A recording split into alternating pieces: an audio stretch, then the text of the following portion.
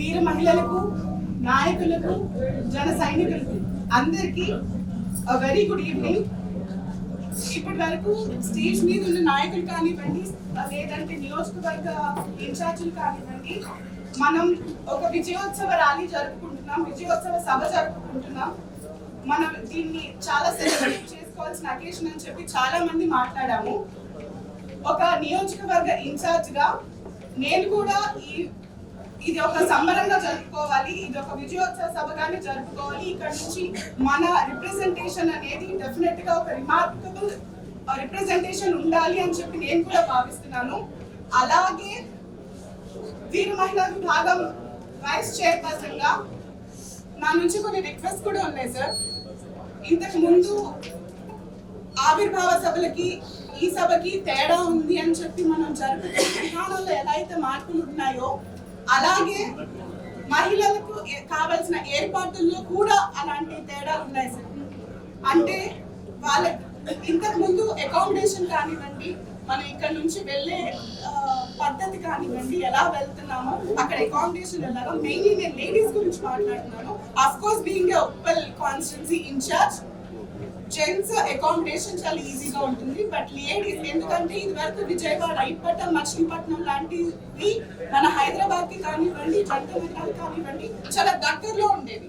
So రాకపోను సమయం చాలా తక్కువ. కానీ పిఠాపురం అనేది వెళ్ళడం 15 గంటలు, రావడం 15 గంటలు, అక్కడ ఉండడం ఒక 6 గంటలు. ఇవన్నీ ఎక్కడ ఆగకుండా జరిగితే ఒక 2-3 రోజుల ప్రక్రియ. సో ఇంతటి రోజుల్లో ఒక ఉమెన్ కి వాళ్ళకి అకామిడేషన్ అవసరం, ఫుడ్ అవసరం, వాటర్, సమ్మర్ కాబట్టి వాటర్ అవసరం. సో ఇలా అండ్ వచ్చిన వాళ్ళందరికీ పాసెస్ అవసరం. మనం లాస్ట్ టైం కూడా పాసెస్ విషయంలో చాలా ఇబ్బంది పడ్డాము. సమయానికి ఇచ్చిన ఫోన్ నెంబర్లు పనిచేయవు, సిగ్నల్ ఉండవు. సో ఆల్రెడీ అక్కడ ఆంధ్రాలో కమిటీలు వేసుకోవడం జరిగింది. మన తెలంగాణ నుంచి కూడా ఆ కమిటీస్ తో ఎవరు కోఆర్డినేట్ చేస్తారు అనే కమిటీ ఇక్కడ ఒకటి వేసుకొని ప్రతి దానికి ఒక్కరిని అటాచ్ చేసి కొంచెం ఫోన్ ఎత్తే వాళ్ళని అటాచ్ చేస్తే అందరూ కూడా ఇంకా ఉత్సాహంతో, రెట్టింపు ఉత్సాహంతో ప్రతి ఒక్కరి వాళ్ళ, అంటే అందరికీ ఉంటుంది మేము వెళ్ళాలి అని చెప్పి. కానీ ఎలా వెళ్ళాలి, అక్కడ ఎవరిని కలవాలి, ఎవరిని వెళ్తే అక్కడ రానిస్తారు అనేది చాలా మందికి ఆలోచన ఉంటుంది. కాబట్టి వాళ్ళకి అందరికీ రాని అవకాశం నాకు ఇక్కడ మాట్లాడే అవకాశం వచ్చింది కాబట్టి వాళ్ళ వాయిస్ నేను ఇక్కడ వినిపిస్తున్నాను. సారీ నా అండ్ నా బాధ్యతగా ఉప్పల్ నియోజకవర్గం నుంచి ఎలాగైతే మెంబర్షిప్ లో పోటీ పడి ఉప్పల్ నియోజకవర్గం ఎప్పుడు టాప్ చేస్తుందో, ఈసారి అక్కడికి రావడానికి కూడా అన్ని నియోజకవర్గాలు కలిసి ఒక్కలే ఎక్కువ తీసుకొస్తా. వేదిక మీద ఉన్న పెద్దలు, గౌరవనీయులు, తెలంగాణ రాష్ట్ర ఇన్ఛార్జ్ మా గురువు గారు, మా రాజకీయ గురువు శ్రీ నేమూరి శంకరరావు గారికి, పార్టీ పెద్దలు రామతల్లూరి అన్న గారికి, ప్రచార కమిటీ పెద్దలు, పార్టీలో జాయిన్ అయినప్పటి నుంచి అందరినీ ఉత్తేజపరుస్తూ మనం నెక్స్ట్ మీటింగ్స్ పెట్టుకుందాం, మన కార్యాచరణ ఎలా ఉండాలంటూ అందరికీ ఎంకరేజ్ చేస్తున్న సాగరన్న గారికి, అండ్ రీసెంట్గా ఒక ఎమ్మెల్యే ఎలక్షన్స్లో కంటెస్ట్ చేసిన పెద్దలకు, వేద మహిళలకు, భుజం తట్టి నన్ను ముందుకు నడుపుతున్న గ్రేటర్ ప్రెసిడెంట్ రాధారాం రాజలింగం గారికి, ఇక్కడ విచ్చేసిన వేద మహిళలకు, జనసైనికులందరికీ హృదయపూర్వక నమస్కారాలు అండి.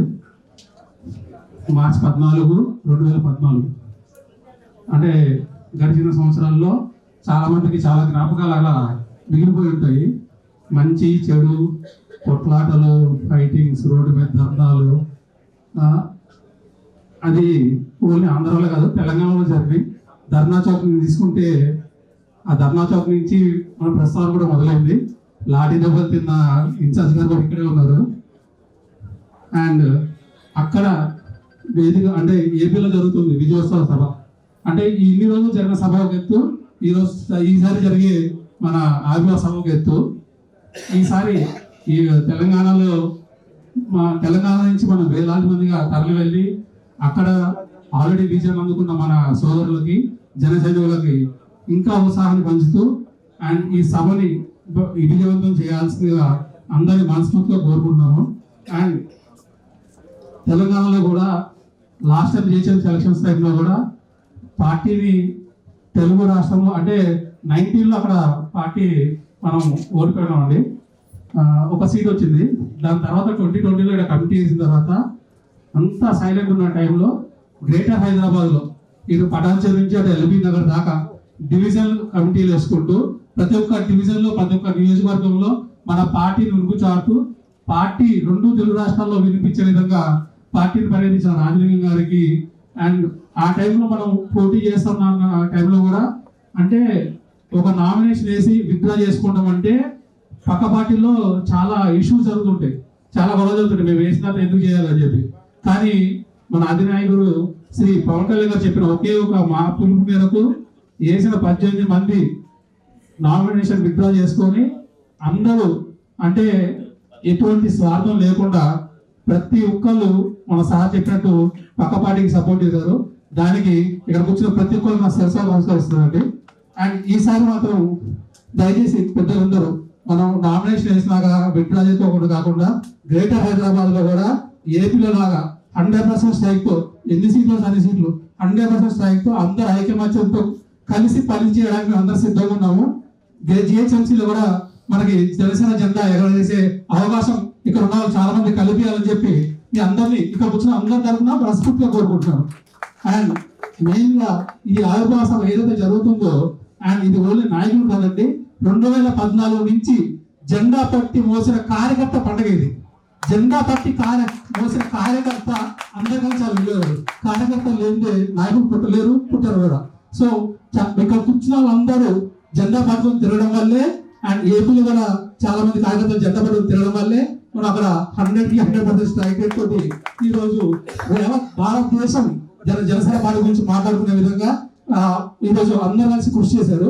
అండ్ అంతే అంతే అంటే మనం ఎంతైతే మనం నిబంధనతో జెండా పట్టుకొని ముందుకు వెళ్తున్నామో అంతకన్నా ఎక్కువ సిన్సియర్ గా కళ్యాణ్ గారు మనందరికీ తోడుండి అంటే ఆయన నమ్మి మనం జెండా పట్టుకున్నందుకు ఏ ఒక్క అంటే పక్క పార్టీ వాళ్ళు కూడా మీ పార్టీ ఏడుంది అంటే పక్క పార్టీ వాళ్ళే కాదు తెలిసిన వాళ్ళు కూడా అంటే ఎట్లా ఉంటుందంటే ఈ ఎలక్షన్స్ ముందు ఊరు వెళ్ళినా ఎక్కడికి వెళ్ళినా ఏంటంటే మీ కళ్యాణ్ గారు ఏం చేస్తున్నారు అనే విషయం దగ్గర నుంచి గెలిచిన తర్వాత అదే మన కళ్యాణ్ గారు ఏం చేస్తున్నారా అంటే మీ నుంచి మనం వచ్చిందంటే ఎంత మార్పు వచ్చిందో మనం అర్థం చేసుకోవచ్చు. అండ్ జనసేన పార్టీ ఎక్కడుంది అనే తెలంగాణలో కానీ ఆంధ్రాలో కానీ ఎవరైతే అన్నారో వాళ్ళందరూ జనసేన పార్టీలో జాయిన్ అవ్వడానికి దారి ఎక్కడుందో ఎదుర్కొంటారు. అండ్ ప్రతి ఒక్కరు ఇన్ని సంవత్సరాలు ఎలా అయితే కష్టపడి జెండా పట్టుకొని మనకి అన్ని ప్రోగ్రామ్స్ ముందుకు వచ్చి నిలబడ్డారో ఈ ఆయుర్వేద సభ కూడా ప్రతి ఒక్కళ్ళు తెలంగాణ నుంచి కూడా రాష్ట్ర నాయకుల సూచనల మేరకు గ్రేటర్ అధ్యక్షుల సూచనల మేరకు మనం పార్టిసిపేట్ చేసి తెలంగాణ ఉనికి అది చాడదాము. అండ్ రానున్న ఎలక్షన్స్ లో తెలంగాణలో 100% మనం జెండా ఎగురవేసి తెలంగాణలో కూడా పార్టీని బలోపేతం చేద్దామని చెప్పి మనస్ఫూర్తిగా కోరుకుంటున్నాను. నాకు ఈ అవకాశం కల్పించినందుకు రాష్ట్ర నాయకులకు అండ్ గ్రేటర్ ప్రెసిడెంట్ గారికి అందరికీ థ్యాంక్ యూ చెప్పుకుంటాను. పిఠాపురం ఎలక్షన్ కి చేసినప్పుడు తెలంగాణలో మళ్ళీ ఆంధ్ర అసెంబ్లీ ఎలక్షన్ తర్వాత మళ్ళీ అవకాశం వచ్చింది నాకు ఇలాగ స్టేజ్ మీద మాట్లాడే అవకాశం. ముందుగా మాట్లాడే ముందు స్టేజ్ అలంకరించిన తెలంగాణ రాష్ట్ర అధ్యక్షుడు శంకర్ గౌడ్ గారికి, అలాగే రామ్ కల్లూరి గారికి, సాగర్ గారికి, ఉమ్మారెడ్డి ప్రేమ్ కుమార్ గారికి, అలాగే రాజలింగం గారికి, శిరీష గారికి, మిగిలిన సభ్యులందరికీ ఎలక్షన్ చేసిన తర్వాత శంకర్ గౌడ్ గారికి చాలా క్లోజ్గా 2 months ఎలక్షన్ చేసే అవకాశం దక్కింది. అలాగే శిరీష గారితో ట్రైనింగ్ సెషన్స్ లో పాల్గొనడం జరిగింది. సో ఈ లాస్ట్ 11 years జర్నీ గురించి అందరూ తెలంగాణ నాయకులు చాలా ఉత్తేజంగా మాట్లాడుతున్నారు. నాకు అందరూ చాలా హ్యాపీ అనిపించింది.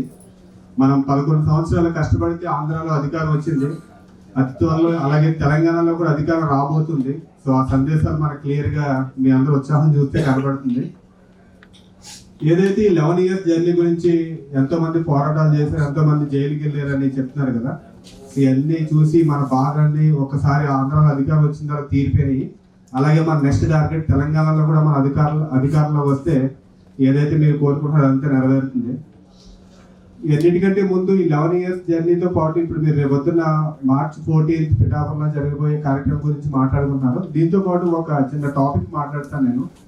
ఎందుకంటే ఏ పార్టీ నిలబడాలంటే ఆర్థికంగా చాలా బలంగా ఉండాలి.